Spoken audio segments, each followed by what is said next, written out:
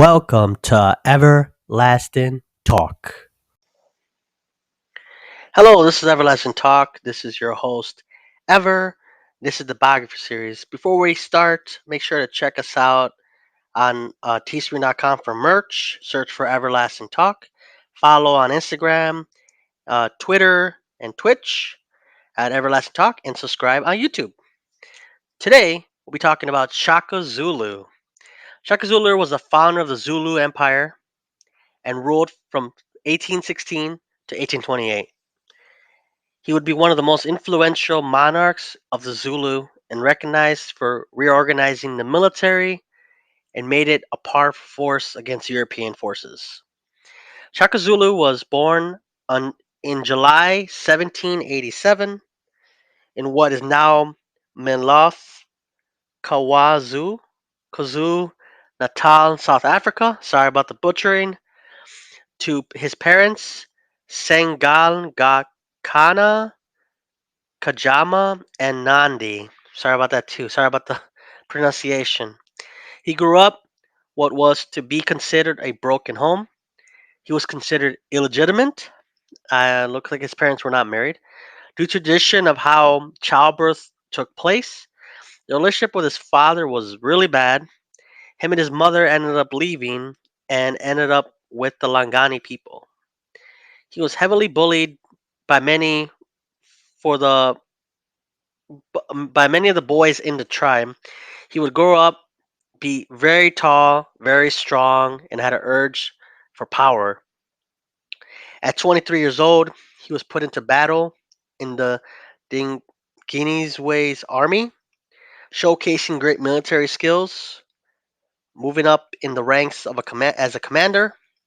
After learning he was to be a presence of a military might, he showcased his true claim to the throne when his father died in 1816.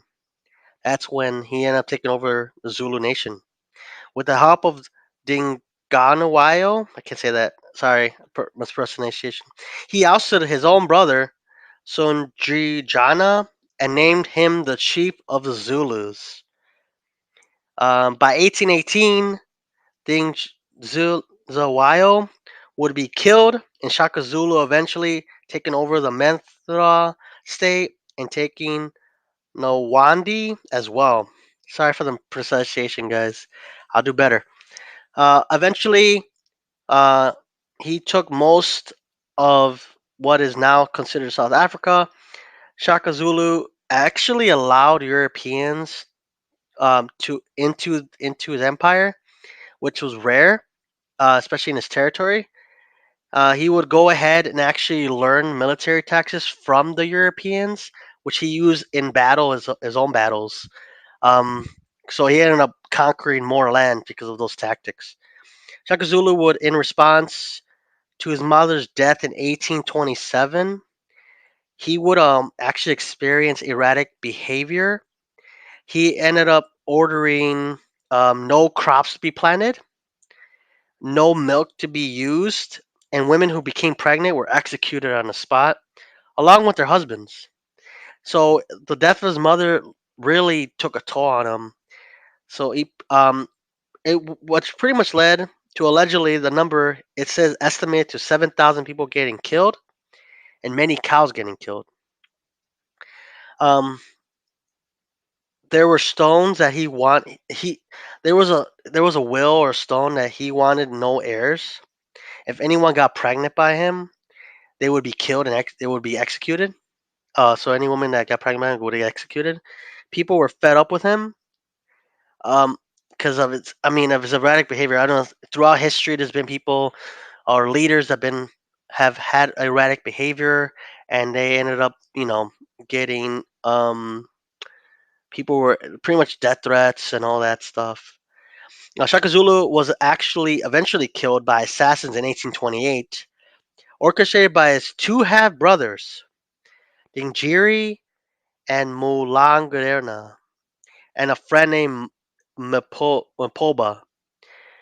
They would go ahead and dump his body in a pit, filling it with stones and multiple other things. So yeah, his own half brothers Two of his whole half brothers and a friend killed him because he of everything he did and everything everything he happened to him. But yeah, Shaka Zulu's legacy was to show the strength and might of one of Africa's mightiest empires. The Zulu nation was truly great from 1816 to 1828. We care of his legacy because it's to show that Africa truly had great warriors. And obviously, I recommend checking out any books you've seen about him, anything like that. But yeah, he was eventually, yeah. I mean, people always think like, or throughout history, the Europeans thought that people in the African continent were weak. They were not.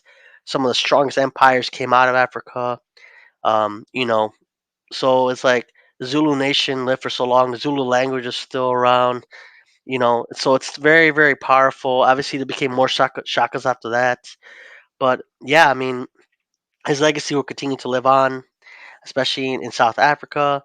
And yeah, I mean, that should be it, guys. This is Everlasting Talk with your host Ever here. Make sure to check us out on our social medias and check out our merch. Thank you so much, and see you at the next one. Bye, guys.